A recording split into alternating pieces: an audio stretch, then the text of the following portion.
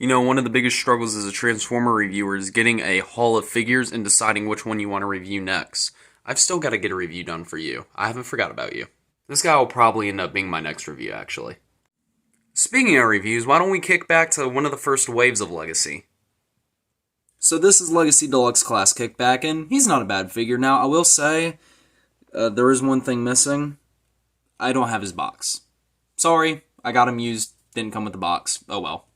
I do have his accessories, however, and, that's what counts, right? So he comes with a little Tommy gun, or at least a Tommy-styled gun. I like the little drum mag thing. I think that's a cool little detail. Done in silver and purple. Then he comes with these two pieces here. I have no idea what they're for. I mean, they store on the figure and everything, but, like, as far as individual pieces go, they can, connect together and make these, like, spiky weapons. I have no idea. And they do clip on to the Locust mode, but I'll get into that here in a second if you care. But, yeah, speaking of Locust mode, it's not bad. Although I will say this is probably one of the more simple alt modes that I've seen in the Legacy line thus far. Like, the G1 design for the Insecticons has never really been complex.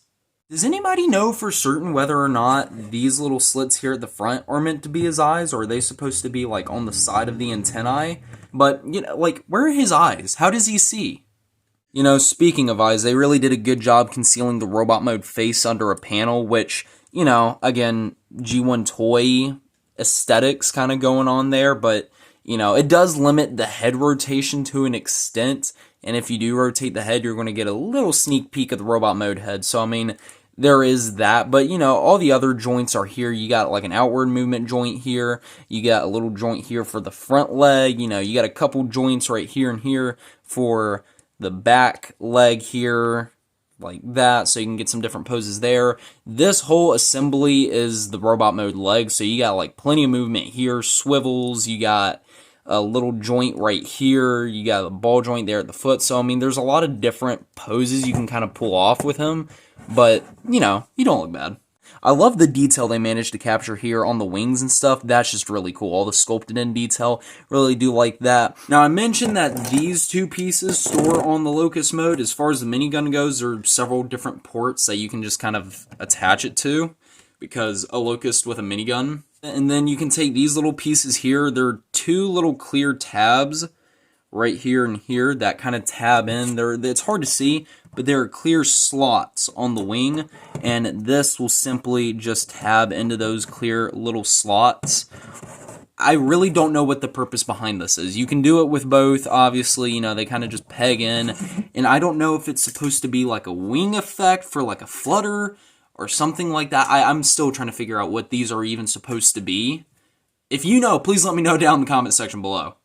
Now, this figure, without any shame in the world, has probably one of the easiest transformations I've seen on a mainline figure. And normally, I will speed through the transformation, but for this one, I'm going to just kind of talk you through it because, it takes like 2 seconds to switch in between modes, and there's not a whole lot to it. It's pretty much as you would suspect. You kind of fold the robot mode head around, kind of get the arms straightened out, and, robot mode is there within seconds. And honestly, pretty effective. After hopping through one of the most basic transformations I've seen on a deluxe class modern day figure, I gotta say the robot mode's killing it. Giving you a quick spinaroo of the figure here, we can see overall the aesthetic works quite well and it captivates the G1 design perfectly. Obviously, we got a little bit of kibble hanging off the back of the arms with the bug legs there, but everything else tidies up quite nicely. The back legs fold away into the calves and everything in an orderly fashion, and overall, like, the aesthetic of the character is perfectly encapsulated right here. One of my favorite design cues of Kickback is how the wings sit on his shoulders like that. I just think that's a really unique flair to the character. Just something cool. Taking a look at the details real quick, you can see you got some nice detail there on the shins with the red paint there, and then some yellow paint, some little details on his thighs and forearms and whatnot. I do like what they did with the chest here. You got yellow plastic covering up silver painted plastic, which adds a very nice reflective tone to it. That was very well done. I really like how that turned out. Then you got the big old Decepticon insignia on his chest. If I can get my camera to focus. Come on, you can do it. I believe in you. There you go. And then we get a nice view of that head sculpt with the visor and everything. It looks really nice. I like how it turned out. The silver face paint, the red visor, the yellow antennae. Looks really, really good in my opinion. And then obviously we got the giant locust wings hanging off his shoulders. Now the figure can hold his machine gun with no real problem, but it's these accessories I have no idea what they're meant to be.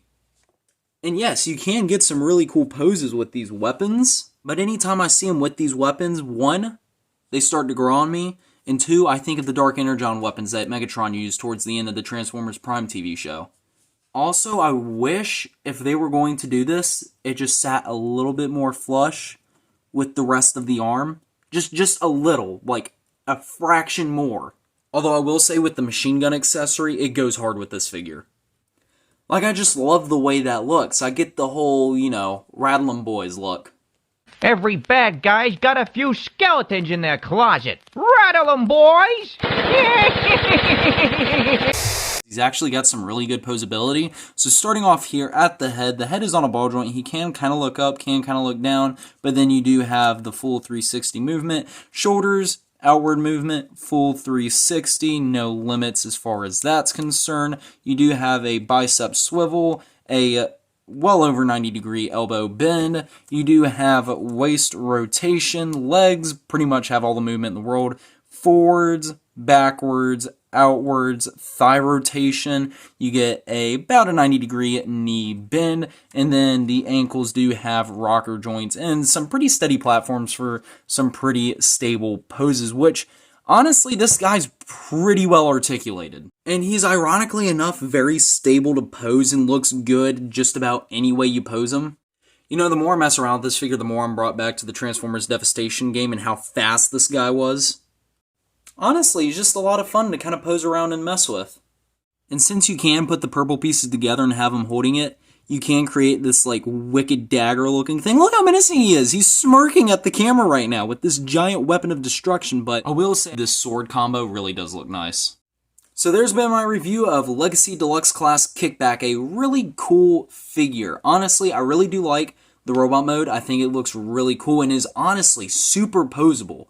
I was not expecting that from this figure, but it is a really nice figure. I will say the Locust mode is a little bit generic by design and a little bit more rudimentary, but it gets the job done, and it definitely does represent the character, and I do like the way it looks, and the transformation, again, is really basic, but given the design of the character, it all falls into category with them. But I will say, for the robot mode alone, this guy's really neat. Something a little bit more distinct, and I am glad to see we are getting the Insecticons back in Transformers Legacy in a proper deluxe class scale. But guys, that's all for me. I hope you enjoyed this video. If so, be sure to leave a like, comment what you think of Kickback down in the comment section below, and be sure to subscribe and hit that notification bell so you never miss a video from my channel. That's all for me, Champion Productions, signing off.